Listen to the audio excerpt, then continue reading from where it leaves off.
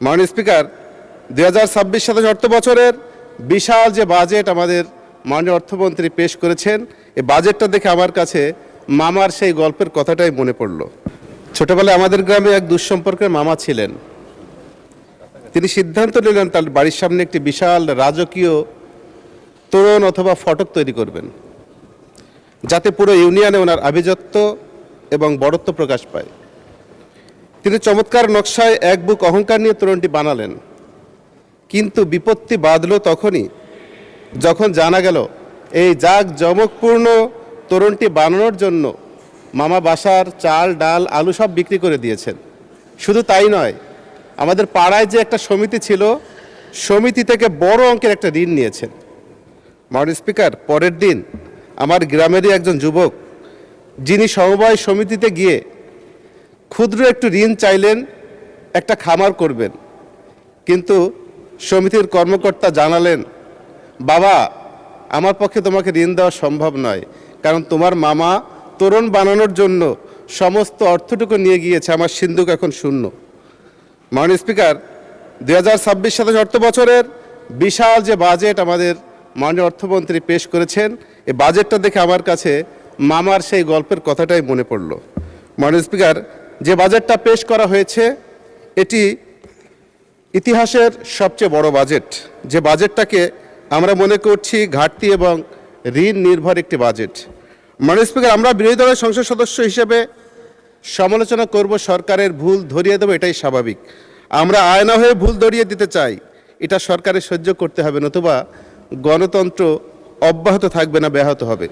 মাননীয় স্পিকার, যে ঘাটতি এবং ঋণ নির্ভর বাজেটটা আমাদের সামনে উপস্থাপন করা হয়েছে, এখানে 2,43,000 কোটি টাকার ঘাটতি এবং রাজস্ব আয়ের লক্ষ্যমাত্রা 6,95,000 কোটি টাকা।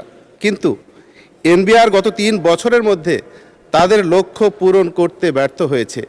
80%ও তাদের লক্ষ্য পূরণ হয়নি। সেক্ষেত্রে এত বড় একটি ঘাটতির বাজেট কি করে পূরণ করবে, এটা সন্দেহের অবকাশ রয়েছে। আর ঋণের কথা শুনলে আমাদের খুব ভয় লাগে, কারণ 3 দিন আগেও পত্রিকায় দেখলাম যে ঋণের চাপে এক গৃহবধূ আত্মহত্যা করেছে। প্রায় পত্রিকায় পাই যে ঋণের টাকা পরিশোধ করতে ব্যর্থ হয়ে মানুষ আত্মহত্যা করছে, পালিয়ে বেড়াচ্ছে, কখনো নিজে আত্মগোপনে চলে গিয়ে কারাগারে অবস্থান করছে। আমার ভয় হয়, যেভাবে ঋণের বোঝা আমার দেশের উপরে চাপছে, কখন যেন আত্মহত্যার মতো বড় ধরনের সমস্যা আমাদের উপর চেপে বসে। মাননীয় স্পিকার, আজ এমন সময় আমরা দাঁড়িয়ে কথা বলছি যখন এই সংসদটি জুলাইয়ের আকাঙ্ক্ষার উপরে দাঁড়িয়ে আছে। মাননীয় স্পিকার, আর কয়েকদিন পরই ঐতিহাসিক জুলাইয়ের 2 বছর পূর্ত হতে যাচ্ছে। জুলাইয়ের সেই হত্যাকাণ্ডের যখন বিচার চলছে, তখন আওয়ামী লীগ এবং তাদের সহযোগীরা এখন ময়দানে নামা শুরু করেছে, হুমকি ধামকি দিচ্ছে। শুধু তাই নয়, সরকারের যে পুলিশ বাহিনী রয়েছে তারা যখন প্রতিহত করতে যাচ্ছে, তাদের হত্যারও হুমকি দিচ্ছে। 2 বছরের মাথায় দেশের এই অবস্থা, এর পিছনে কারণও আছে। মাননীয় স্পিকার, আমরা দেখেছি বিগত রেজিমে 2009 থেকে 2024 সাল পর্যন্ত পুলিশ সহ প্রশাসনের অসংখ্য লোক নিয়োগ দেওয়া হয়েছে প্রশাসনে। আমরা জানি যাদেরকে নিয়োগ দেওয়া হয়েছে কত পরিমাণে কিভাবে বিভিন্ন সংস্থার মাধ্যমে তাদেরকে যাচাই বাছাই করে শতভাগ আওয়ামী পরিবার অথবা সেই ফ্যাসিস্টের দোসর অথবা তাদের সহযোগী, তাদের পক্ষের লোক নিশ্চিত হওয়ার পর তাদেরকে নিয়োগ দেওয়া হয়েছে। কিন্তু আমরা বর্তমানে কি দেখি, সেই সময় যারা নিয়োগ পেয়েছে তারা সেই দোসরদের পক্ষে ছিল, তাদেরকে এখনও আবারও বিভিন্ন জায়গায় পদায়ন করে অনেক থানায় দায়িত্ব দেওয়া হয়েছে। যারা দায়িত্ব পালন করছে রেজিম সরকারের সময়ে চাকরি পেয়ে, তারা বর্তমান সরকারের পক্ষে অথবা জামাত, শিবির, বিএনপি, এনসিপি তাদের পক্ষে ভূমিকা রাখবে, এটা আমরা কতটুকু আশা করতে পারি? মাননীয় স্পিকার, আমি আমার এলাকা নিয়ে একটু কথা বলতে চাই, জন্য আপনার কাছে 2 মিনিট সময় বাড়িয়ে নেওয়ার জন্য অনুরোধ করছি। আমি বাগেরহাট সদর আসনের এমপি। আমার এলাকায় নানান সমস্যায় জর্জরিত।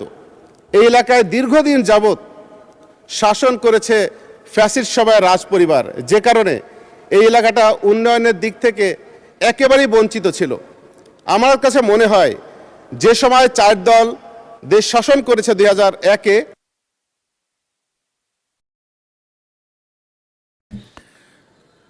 আপনি 2 মিনিটে বক্তব্য শেষ করেন প্লিজ। স্পিকার, যে সময় ফ্যাসিস্ট সরকার এসেছে তখন থেকেই আমার এলাকায় উন্নয়ন একদম বন্ধ হয়ে গিয়েছে। 17 বছরের মধ্যে আমরা প্রায় বলে থাকি যে 17 পয়সার উন্নয়ন আমার বাগেরহাটে কখনো আমরা দেখতে পাইনি।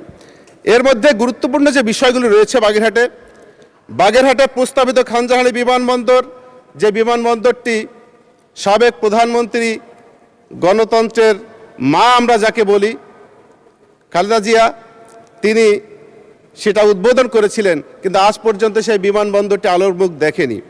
এজন্য আমি অনুরোধ করছি, বিমান ও পর্যটন মন্ত্রী মহোদয়ের দৃষ্টি আকর্ষণ করছি, 80 বছর ধরে আমার বাগেরহাটে একটি রেল লাইন চালু ছিল, বাগেরহাট খুলনার রেল লাইন, কিন্তু এক অজানা কারণে সেই রেল লাইনটা বন্ধ হয়ে গিয়েছে আজ থেকে 25 বছর আগে।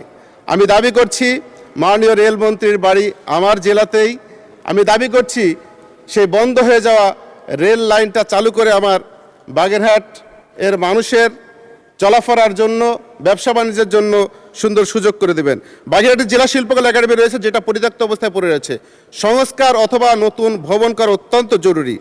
বর্ষা মৌসুমে আমার আসন বাগেরহাট সদর উপজেলা এবং কচুয়ায় জলাবদ্ধতার ব্যাপক আকার ধারণ করে।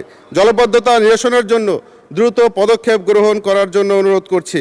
শিল্পনগরী বিসিক একটি রয়েছে, যা আমি ছোটবেলা থেকে একইভাবে দেখে আসছি।